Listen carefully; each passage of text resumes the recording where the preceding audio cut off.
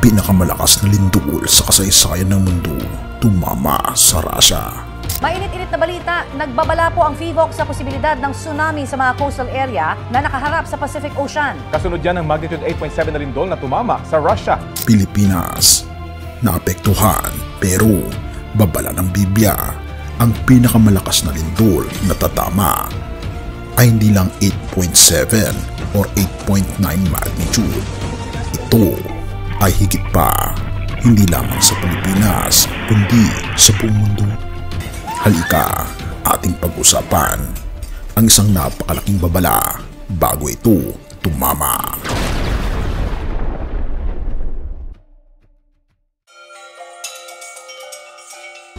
Bago natin ipagpatuloy kaibigan, siya nga pala ang Great Controversy na isa sa mga pinaka-kontrobersyal na libro dahil tumutukoy ito sa mga propesiya sa libro ng Daniel at Revelation na nagaganap na sa panahon natin ngayon. Bago ang pagdating ng ating Panginoong Diyos ay pinamimigay na namin ng libre sa pamamagitan ng PDF. At ito ay nasa limited lamang na panahon. Kaya i-click mo sa description sa baba upang ma-avail mo kaibigan ang napaka-importanteng libro ito na magbubukas sa iyo sa mas maliwanag mong hinaharap. Purihin ang ating Panginoong Diyos at tayo magpatuloy. Isang umagang may kakaibang hinga ng mundo. Petropavlovsk, Kamchatsky, Russia. Isang sigaw ang bumagsak sa katahimikan. Gumulong ang lupa sa ilalim ng mga paa ng mga natutulog.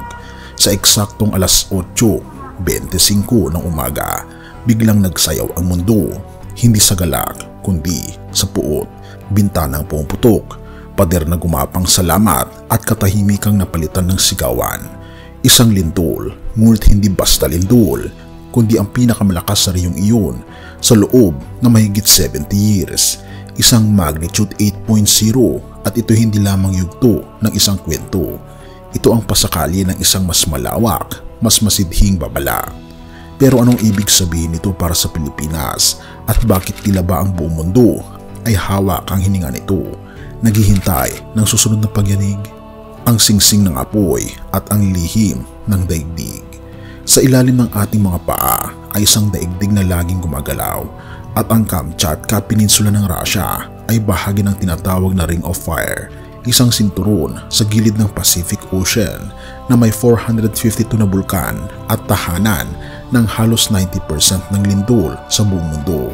Para bang isang halimaw sa ilalim ng balat ng lupa. Palaging nagbabadya, ngunit ang lindol na ito kakaiba. Ito ika-6 sa pinakamalakas na naitala sa kasaysayan ng mundo. Isa itong higanteng earthquake ng isang mas mataas na kapangyarihan. Ngunit hindi pa rito nagtatapos ang kwento sapagkat ang paggalaw ng lupa ay sundan ng galaw ng tubig at ng takot ng sangkatauhan. Coastal areas in the Philippines fronting the Pacific Ocean are expected to experience tsunami wave heights of less than 1 meter on Wednesday afternoon, July 30, after a powerful quake hit off the east coast of Russia. Tsunami, takot at ang tahimik na panaghoy ng kalikasan. Mula Russia kumalat ang babala, ang Japan, Hawaii, California, lahat ay nagkukumahog. Ang dagat ay hindi na mapagkakatiwalaan. Evacuations, sirena ng panganib, mga batang bitbit ng mga magulang patungo sa mas mataas na lugar. Sa Pilipinas, ang PHIVOLCS ay naglabas ng advisory, tsunami waves na posibleng umabot sa ating mga baybayin sa pagitan ng 1:00 at 2:00 ng hapon. Hindi kalakihan, ngunit hindi rin dapat ipagsawalang bahala. Mga bayang apektado, Batanes, Isabela, Leyte, Davao, halos buong silangang bahagi ng ating kapulungan.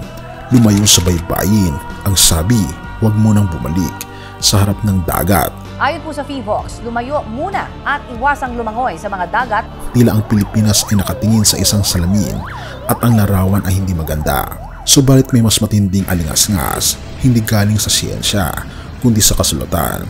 Hindi likha ng agham, kundi ng propesiya. Ang babala ng Biblia, isang lindol na hindi pa dumarating. Sa gitna ng ulat ng drone footage ng baybayin at ng mga sirena sa gabi, may bumabalik na usap-usapan. Isang pahayag mula sa aklat ng pahayag o Revelation 16 verse 18, at nagkaroon ng kidlat, ugong, kulog at isang lindol na napakalakas. na kailan may hindi pa nararanasan mula nang likhain ang tao sa lupa. Isang lindol na hindi pa nararanasan, hindi lang sa Kamchatka, hindi lang sa Pilipinas kundi sa buong mundo. Isang lindol na hindi lang espiritual kundi pisikal. May nagsasabing ang Russia ang simula, ang Pilipinas ang pagsilip, at ang buong mundo ang magiging entablado ng huling pag-uga. Coincidence ba na ang lindol ay tumama sa Ring of Fire? Ito ba ay hudyat ng isang paparating na apoy? Isang manga noong 1999 ang sinasabing nagpropesiya ng lindol daw at tsunami sa Hulyo 2025. Ngunit noon pinagtawanan, ngayon kinikilabutan. Ang tanong, nagkataon ba lang ba ito? Kung totoo ang babalang ito, handa ba talaga tayo? Ang kalikasan bilang propeta at ang tao bilang bulag. Bago ang lindol may mga senyales, mga puting balyena, beluga, na inaanod sa baybayin, mga silayo na nagsisilikas.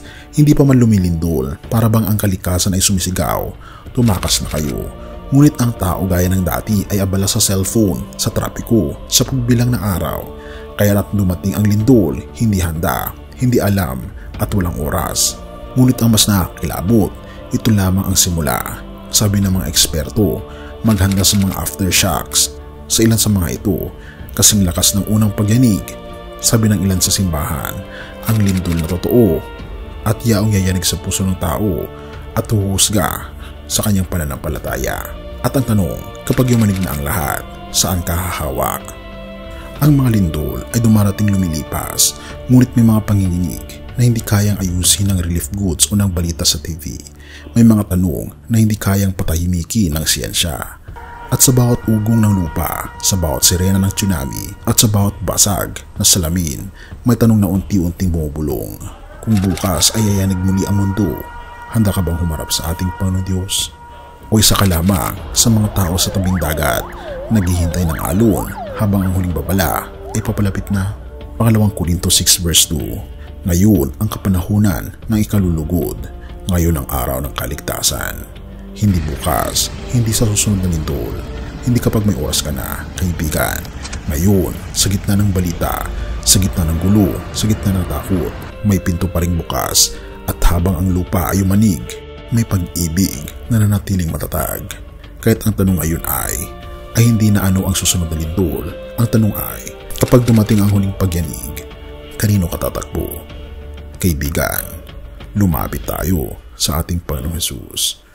Purihin ang ating Panginoon Diyos at tayo manalangin.